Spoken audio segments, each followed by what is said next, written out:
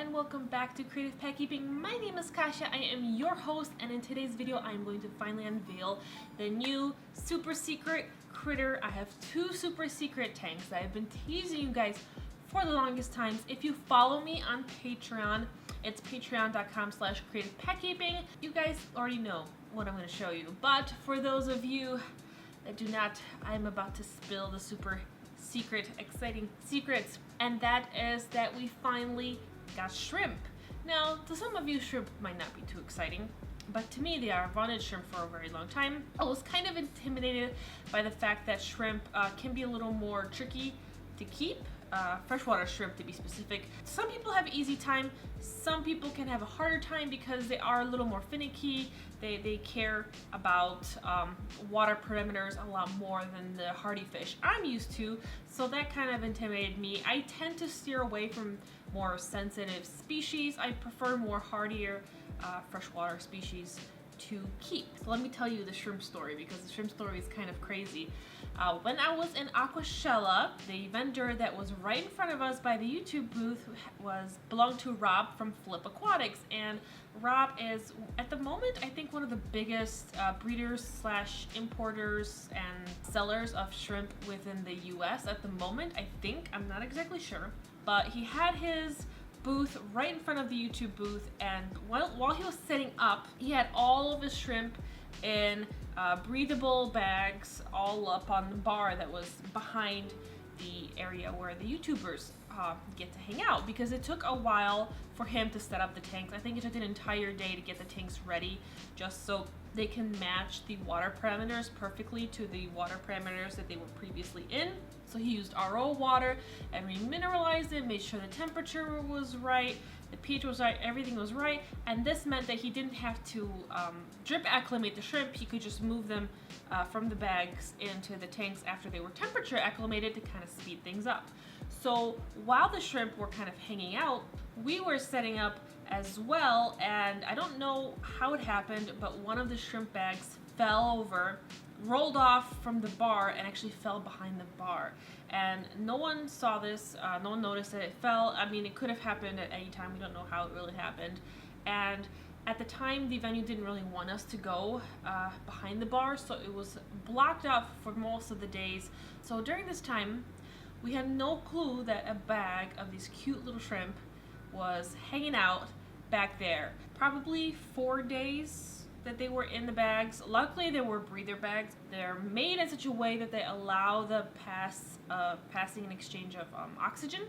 So the little shrimps in there, they didn't run out of air, because if they were in a normal bag, they could have suffocated, most likely. But they had no food, and what happened is a couple died in there, so that already created a lot of ammonia in the bag, but also they started to kind of eat each other. They were hungry and they started to cannibalize each other. So it was kind of a kind of gruesome mess. Once you looked into the bag, there were still a good amount of shrimp that were alive, but there were like shrimp body parts floating around, which was not a good sight to see. Rob had an option of, could have taken the shrimp back. I guess you could reback them, but that's the whole water change is going to shock them, so that already is going to stress them out. And then if they're being bagged again, that's more stress, because he has to drive back to Ohio, and that's a bunch of hours, and then he has to acclimate them back.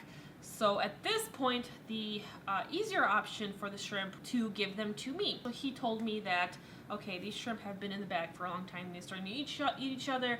There's probably a pretty big ammonia spike that's happening in the water.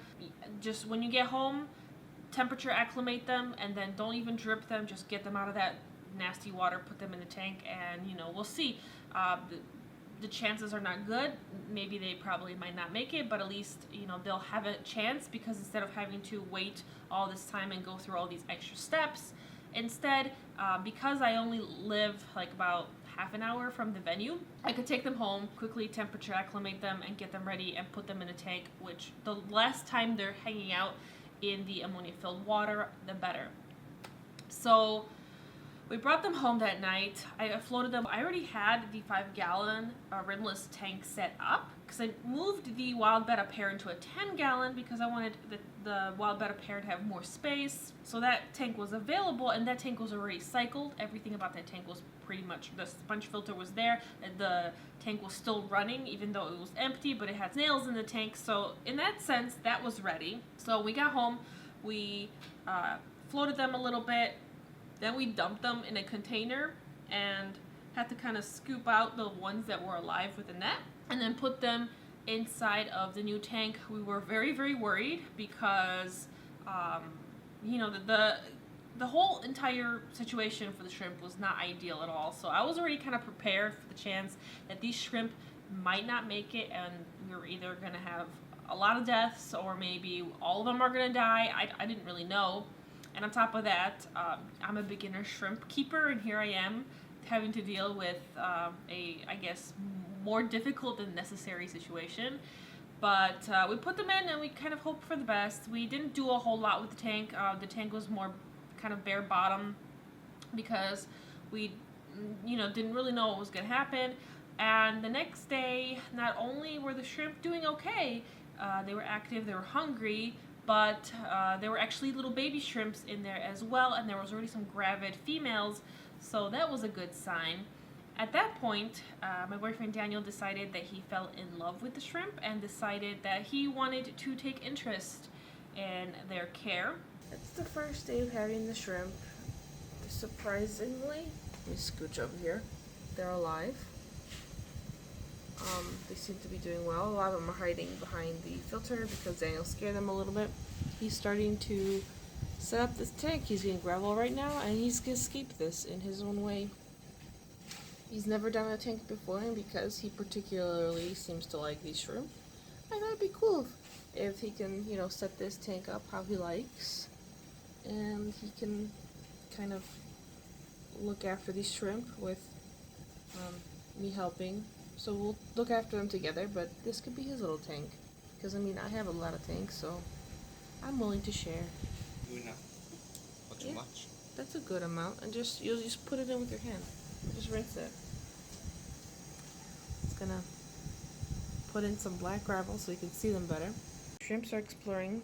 Careful, there's one like right there who's like, this is cool, I want to look at this. So Daniel's putting in some gravel. This is kind of a very weird backward thing. Usually, you would set up your tank, landscape it, and then add the critters. Yet here we are in a situation. You can just move these over now on this side. Here we are, actually adding stuff while the critters are there. And he's using my my desk lamp as a makeshift light. It's a crafting light.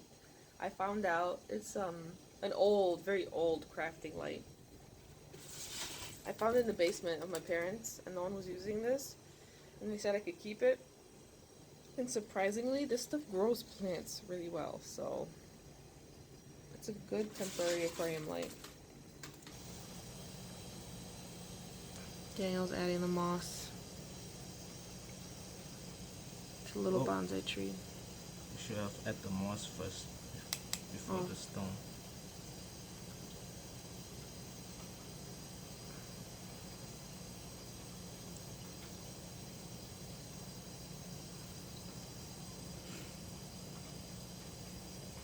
I don't know if that one stone is going to be enough. I might need to add another one. No. It's good now. Now we're adding weight.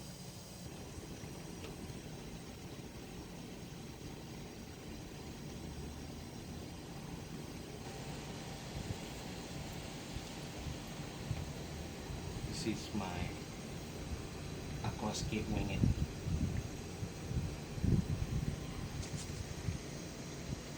Do you want the tree this way or the other way?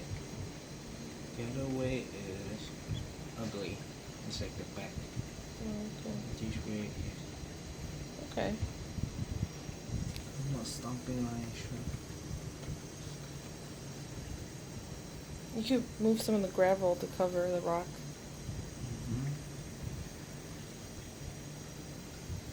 So it could be our little secret. Okay. No one knows the secret rock holding it down.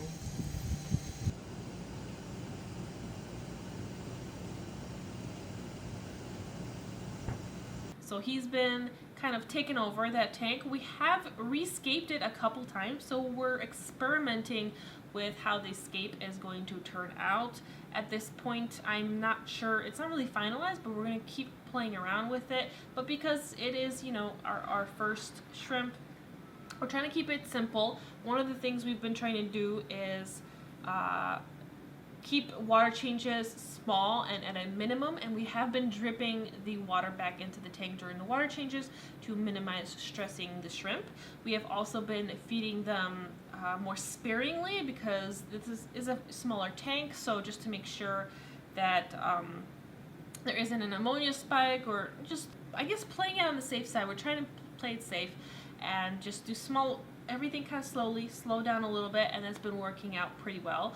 In terms of the scape, I have been focusing more on arranging the tank with the help of Daniel. Me and Daniel were pretty much arranging it together, but what we have been keeping in mind is providing hiding places and sheltered places for the shrimp, because when the shrimp molt, they definitely prefer to hide somewhere because they are vulnerable, and also little baby shrimp like to hide out in certain spots as well. So we've been kind of trying to gear towards providing them with these safe little areas to hang out in. Oh, Littlefoot decided to join us.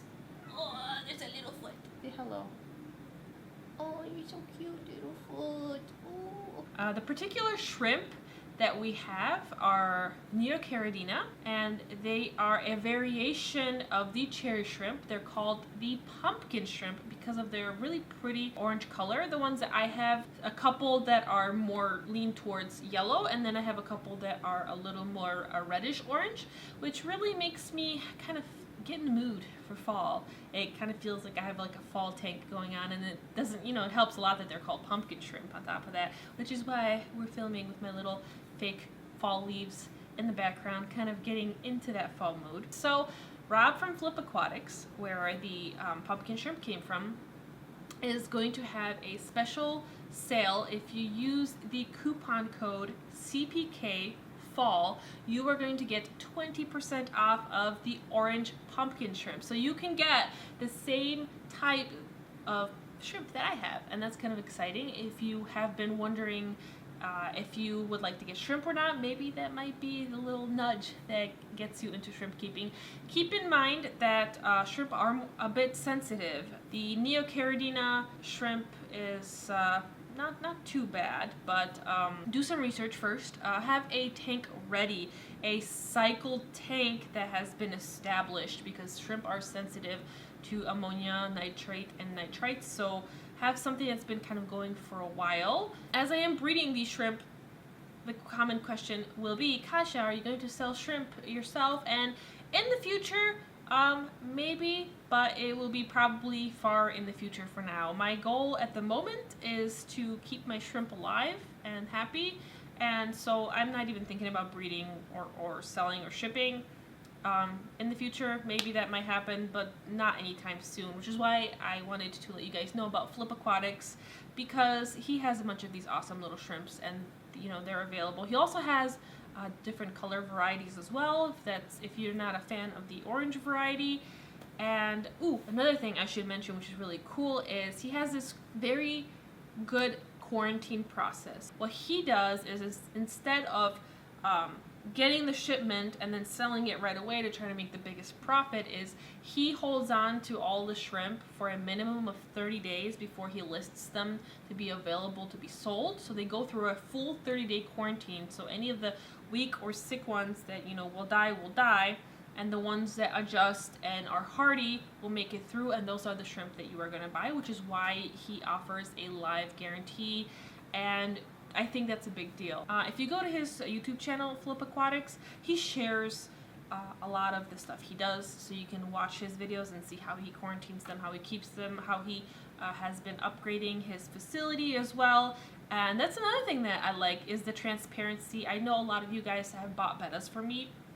Appreciate the fact that you get to see how they're raised, in what conditions they are kept, what they are fed, so you know that the fish are treated in a good and ethical manner. In the case of Rob, you can see how his shrimp are being treated because you can see his facility. He provides all this educational content through his videos and tries to help everyone as much as he can. So I think he is a positive influence for the shrimp keeping hobby and for all the future shrimp keepers. So maybe if you want to be a future shrimp keeper, this video might get you interested. So I hope that you enjoyed this video and my shrimp, I guess, rescue story, because in this case we sort of kind of rescued them. I am very grateful that Rob gave me these little shrimps. They kind of got me started in the hobby. I'm super excited. Daniel's super excited. He's on his journey to become the shrimp master, or shrimp king as my dad has been calling him. And I will be giving you guys updates on the shrimp from now on. Whenever I do updates on all my other fish, the shrimp will not get included because they are no longer the super secret tank. Now we only have one more super secret tank left. So if you like this video, be sure to subscribe to my channel, give it a thumbs up, and also select the notification bell if you want to get notified of when my videos come out first and foremost. And yeah, I will see you in the next video. Bye!